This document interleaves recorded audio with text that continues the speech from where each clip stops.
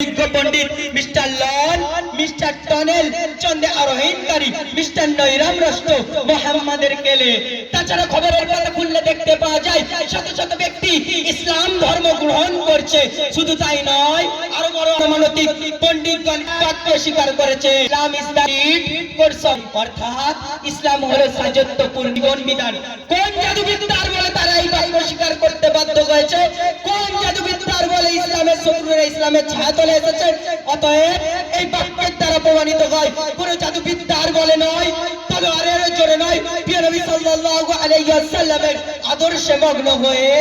তাই আজও যদি আমরা তার আদর্শে আদর্শিক হতে পারি তাহলে নিশ্চয়ই উন্নতি ও সফলতা আমাদের ইহকাল ও পরকালে কদম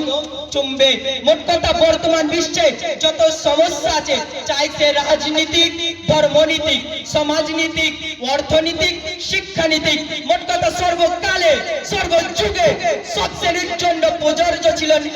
মোট কথা সর্বকালে সর্বযুগে